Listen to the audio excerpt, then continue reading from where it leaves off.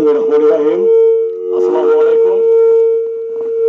আমি প্রথমে ধন্যবাদ জানাচ্ছি আজকে আমাদের প্রতিবাদী মিছিলে যারা সংহতি জানিয়েছেন, বিএনপি, জামাত, ইসলামী আন্দোলন, এনসিপি, সকলকে আমি আমার যুব অধিকার পরিষদের পক্ষ থেকে ধন্যবাদ এবং সালাম জানাচ্ছি। আসসালামু আলাইকুম। সংগ্রামী উপস্থিতি এবং দেশবাসী, আপনারা দেখেছেন গত 29শে আগস্ট যখন গণ অধিকার পরিষদের কেন্দ্রীয় কার্যালয়ের সামনে শান্তিপূর্ণ সংবাদ সম্মেলন চলাকালীন অবস্থায় সেই 90-এর স্বৈরশাসক 16 বছর আওয়ামী লীগের দূষর এবং শেখ হাসিনার গৃহপালিত পেটুয়া বাহিনী, তারা প্রশাসন সহ পুলিশ বাহিনী কিভাবে একজন জুলাই আন্দোলনের প্রথম সারির অন্যতম নেতার উপর যে বর্বরোচিত হামলা করেছে, সেই হামলার প্রতিবাদ এবং তীব্র নিন্দা সারা বাংলাদেশ থেকে জানিয়েছে। তারা হয়তো জানে নাই বিপিনুরুল হক নূর এদেশের রাজনীতিতে জনপ্রিয় আইডল, বিপিনুর দেশের জনপ্রিয় তরুণ সমাজের হৃদয়ের স্পন্দন, তারা তরুণ সমাজের কলিজা, তারা সেই কলিজায় হাত দিয়েছিল। আমরা কিন্তু এখনো প্রশাসনের উপরে আমরা সম্মান রেখে আমরা আগামী 72 ঘন্টা সময় দিচ্ছি।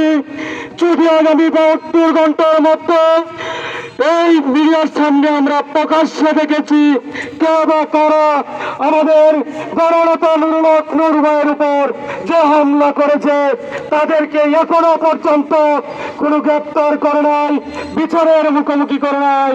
এতে আমাদের কাছে স্পষ্ট মনে হচ্ছে যে আওয়ামী লীগ বাংলাদেশ থেকে পালিয়ে ভারতে অবস্থান করছে। তারা জাপার কাঁধের উপর ভর করে আবারও বাংলাদেশে ভর করতে চায়। বাংলাদেশের গণ অধিকার পরিষদের একজন কর্মী রাজপথের নির্ভীক, তারা রাজপথে সর্বোচ্চ ছিল দৈনিক, তারা থাকতে আর কখনো সেই আওয়ামী লীগকে জাতীয় পার্টির মাধ্যমে বাংলাদেশে প্রতিস্থাপন করতে দেওয়া হবে না, হবে না। এবং আমরা যদি আগামী 24 ঘন্টার মধ্যে যদি কোনো গ্রেপ্তার এবং বিচারের মুখোমুখি দেখতে না পাই, আমরা আমাদের নির্দেশনা অনুযায়ী আমাদের কর্মসূচি আরো কঠোর থেকে কঠোর হবে। আমাদের কর্মসূচি হতে পারে সেনা প্রধানের প্রত্যাহারের কর্মসূচি, আমাদের কর্মসূচি হতে পারে বর্তমান স্বরাষ্ট্র উপদেষ্টার কর্মসূচি। কারণ তারা যদি বর্তমান সরকারে থেকে সরকারের জুলাই বিপ্লবের প্রধানের জন্য একটি তারা প্রোটোকল দিতে ব্যর্থ হয়, আমরা আগেও বলেছি এখনো বলছি তারা এই দেশ পরিচালনা করতে পারবে না, পারবে না। আমরা আগামী 72 ঘন্টার মধ্যে যদি দেখতে না পাই, আমরা আমাদের কেন্দ্রীয় নির্দেশনা অনুযায়ী আমরা কঠোর থেকে কঠোর কর্মসূচিতে নামতে বাধ্য হব। আমরা প্রশাসনকে বলছি, আপনারা আমাদেরকে বাধ্য করে সারা বাংলাদেশে কোনো অস্থিতিশীল পরিবেশ তৈরি করতে বাধ্য করবেন না।